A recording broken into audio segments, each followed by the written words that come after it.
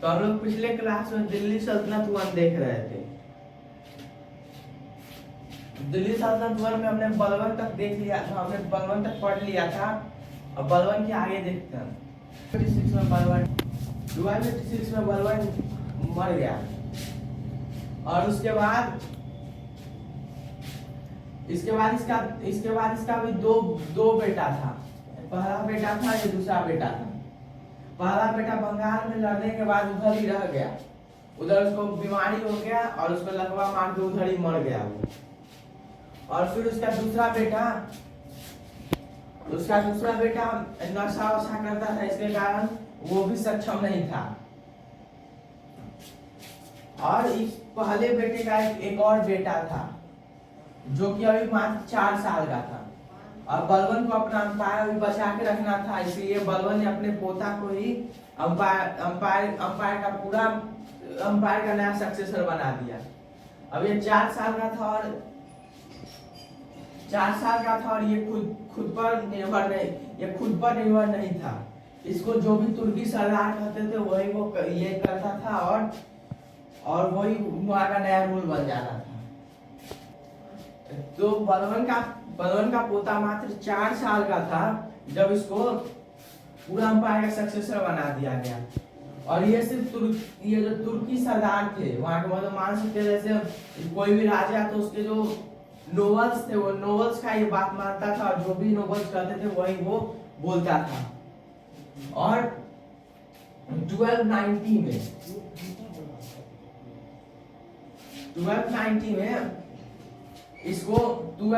जब ये 8 साल का था तब इसको जलालुद्दीन खिलजी नाम का एक कमांडर था, उसने इसको मार दिया। जैसे अभी के लिए हम लोग जैसे अभी कमांडर इन चीफ शब्द का यूज करते हैं, उस समय का कमांडर इन चीफ, बलवन का commander in chief Jalaluddin Khilji था। सबसे पहला क्वेश्चन आता है ये खिलजी थे कौन।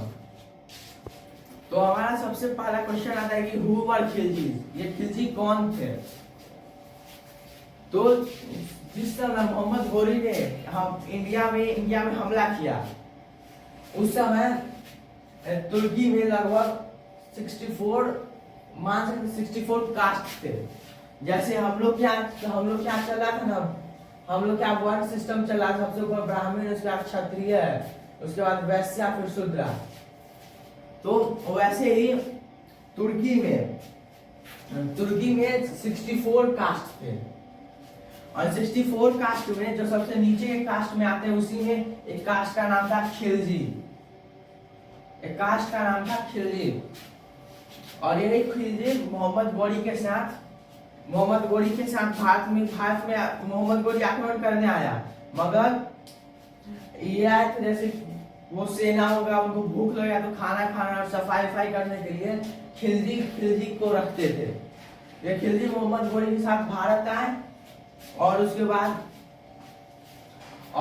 धीरे धीरे इन्होंने राजा को और सेवा करते गए, उनको और ऊंचा पोस्ट मिलते गया। इसी में इस दिन खिलजी में था जलालुद्दीन खिलजी।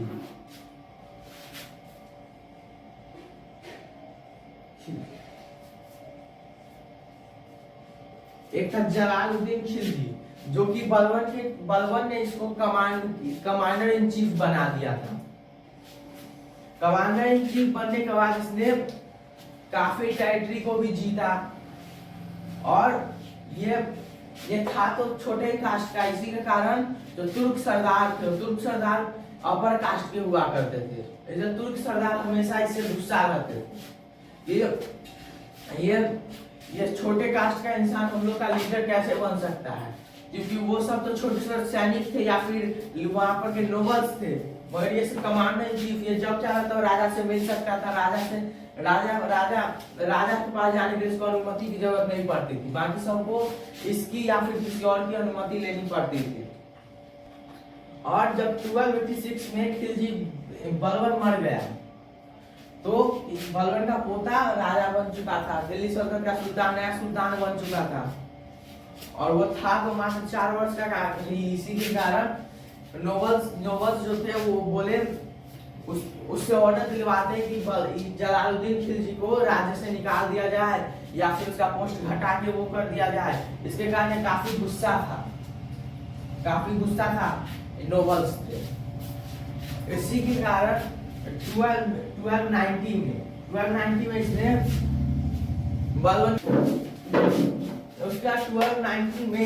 बलवन के पोते का हत्या कर दिया और दिल्ली का खुद राजा बन गया। इसके राजा बनते ही दिल्ली में काफी ज्यादा चेंजेज आए।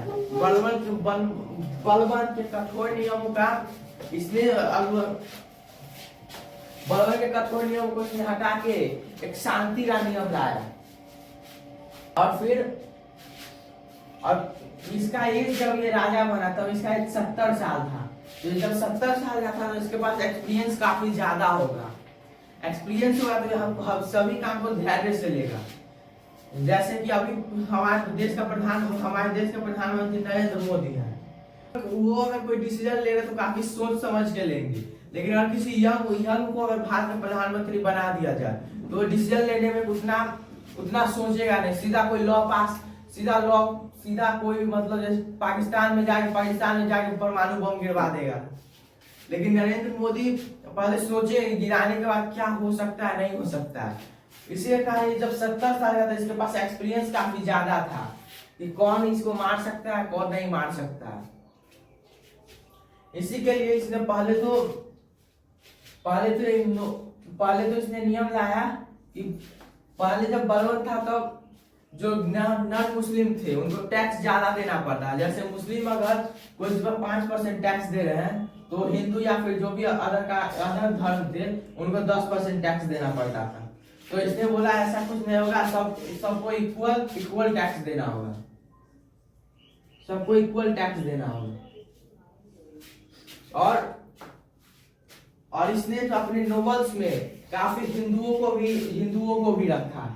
हिंदुओं को भी अपने नोबल्स में रखा। और इसने कभी भी मतलब इसने ये हिस्टोरियंस मानते हैं कि ये अच्छा नहीं था। बस इसको पता था इसका 70 साल एज है तो ये जीत तो सकता नहीं है किसी से। इसी कारण ये शांति बना के रखता था, कभी भी हिंदू मुस्लिम नहीं करता था, हिंदू को भी इक्वल राइट्स दिया करता था। और इसने अपने पूरे 6 साल तक लगभग राज किया। इसमें इसने एक भी लड़ाई नहीं लड़ा। मगर इसने एक बार इसका जो बायोग्राफी है इसमें हम लोग को देखने को मिलता है कि इसने एक बार राजस्थान में जाके कई हिंदू मंदिरों को नष्ट कर दिया था। कई हिस्टोरियंस मानते हैं उसने या तो ये पैसों के लिए किया होगा या फिर मुस्लिम धर्म के लिए किया होगा। इससे तो हमें ये सभी हिस्टोरियन को लगता है कि खिलजी दिखावा कर रहा था कि वो काफी नेक इंसान है। क्योंकि वो अब 1296 में खिलजी हटता है। लेकिन उससे पहले इसने अपने भांजे का शादी अपने बेटी से करवा दिया। तो पहले तो इसका ये मामा बन गया। पहले से तो ये मामा था, उसका मामा था। अब उसका ससुर भी बन गया। इसके भांजा का नाम था अलाउद्दीन खिलजी।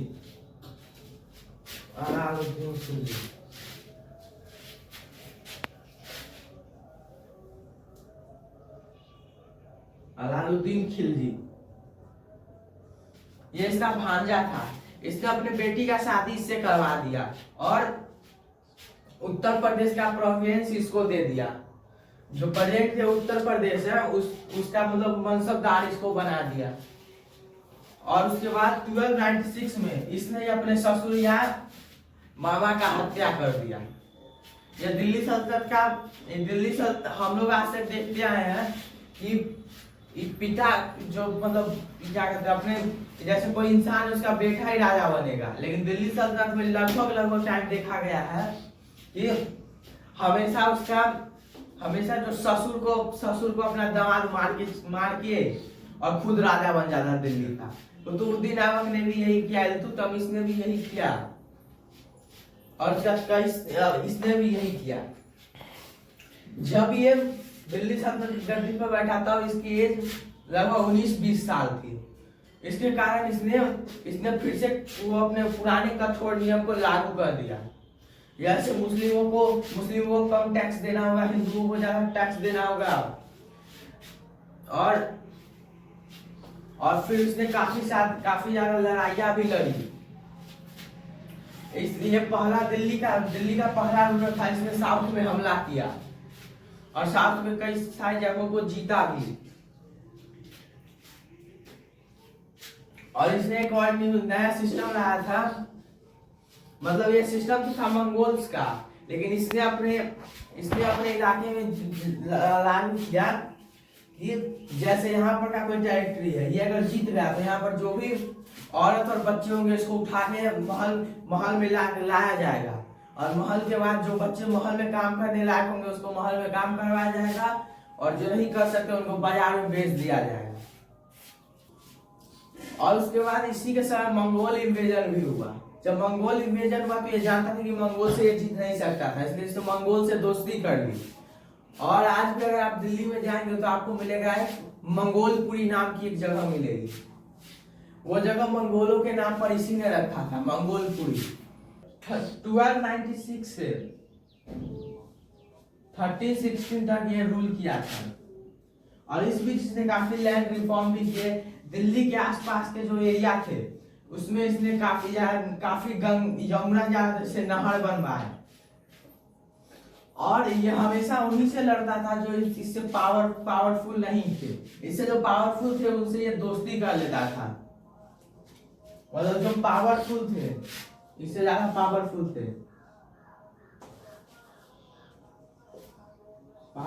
थे उसे नहीं लड़ता था, जो इससे वीक थे उन्हीं को लड़के हरा देता था। और 1216 में